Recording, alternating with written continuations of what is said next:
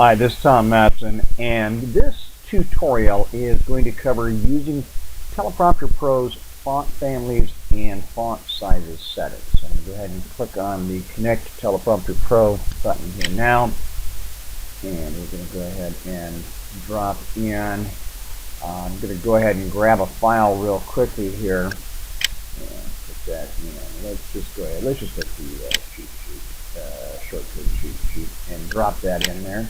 Okay, we have some content in. Now, below the color settings and the text settings boxes, let's scroll down.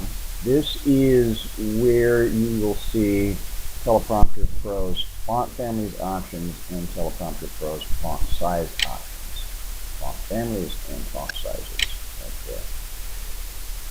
You have the ability to assign any of the 9 web-safe and standard font families to paragraph text, to non-paragraph text, to headlines, to speaker styles, to bolded words, to emphasized words. And you can use the default settings, of course, for each of these options, and those may work just fine for you. Probably in many cases they will.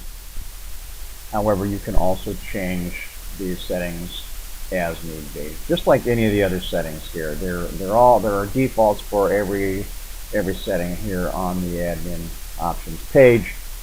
You can leave them as they are, or you can change them to suit your needs. And like the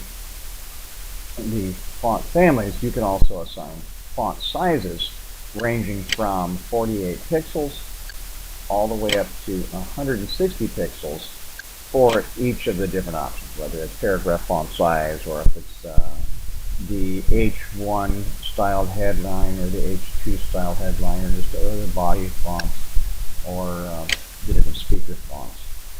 So those are some of the different options that you have with these two settings.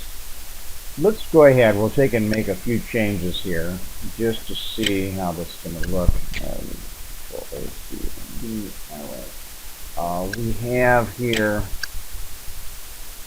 let's go ahead. I'm going to go ahead first of all, jump up here, and I'm going to speed this up a bit because there's a lot in here. And you can see here, I'm going to show you what the standards are to begin with. You're going to see the standard paragraph font right here, and for the first 2 paragraphs, and you're going to see what the standard headline font, headline style 1 and 2, and so forth are. And then I'm going to come back and I'm going to make a couple of changes to those, just so that you can see. Okay, standard paragraph font right there. And as we scroll down past the, is it the 3rd or the 4th paragraph there? 5 paragraphs. And we will start to see some headlines. Okay, so as you can see, there is the headline 1, style headline style 2, and 3, and 4, and 5. Let's go ahead and jump back in here real quick. And we're going to come ahead and we'll just make a couple of changes here. Let's come back. Let's go ahead. Let's change font sizes as well too. So let's go ahead and let's make the body and the paragraph font size 88. Then make them a little bit bigger than they were. And what we're going to do is we're going to change the, now normally you probably wouldn't use impact or Arial black for body or for font, paragraph fonts.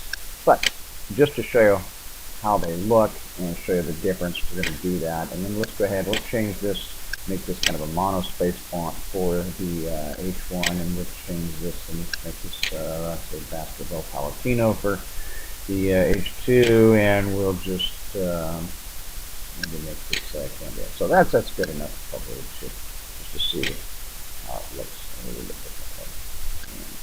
Go ahead and jump forward. Okay, and as you can see, paragraph font is much larger, and we're now using the impact font for the paragraph, which was the default for the H1. We changed the H1, and you will see that in a moment. We changed it to a monospace styled kind of font with a career or consoles. There it is right there. And headline style 2 is changed, headline style 3 is changed as well.